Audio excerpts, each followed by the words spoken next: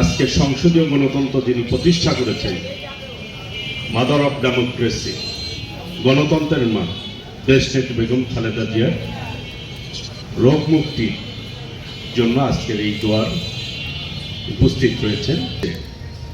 মানুষের মধ্যে রক্তক্ষরণ হচ্ছে, হৃদয়ে রক্তক্ষরণ হচ্ছে।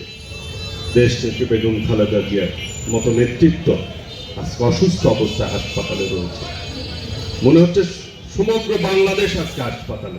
নেতারা আজকে দেশনেত্রী বেগম খালেদা জিয়ার রোগ মুক্তির জন্য কথা বলছেন, তার রোগ মুক্তি কামনা করছেন।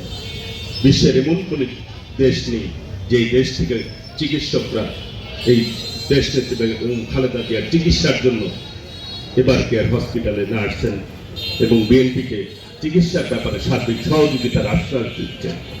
দেশনেত্রী বেগম খালেদা জিয়া গণতন্ত্রের প্রতীক।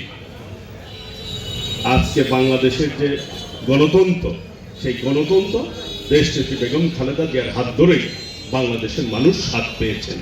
তার পূর্বে শহীদ রাষ্ট্রপতি জিয়াউর রহমানের নেতৃত্বে মানুষ এই গণতন্ত্র পেয়েছেন, স্বাধীনতা পেয়েছেন। বাংলাদেশের স্বাধীনতা যুদ্ধ থেকে শুরু করে স্বাধীনতা যুদ্ধের নেতৃত্ব দিয়েছেন শহীদ রাষ্ট্রপতি জিয়াউর রহমান, স্বাধীনতার মহান ঘোষক। সেই যুদ্ধের নেতৃত্ব দিয়েছেন শহীদ রাষ্ট্রপতি জিয়াউর রহমান।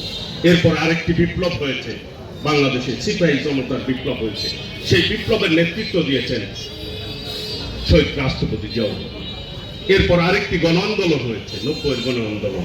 সেই গণ আন্দোলনের নেতৃত্ব দিয়েছেন কোরআন শরীফ নেওয়ার পরে ওখানে চলে না যায়, এখানে যেন অবস্থান করে দেওয়া হবে।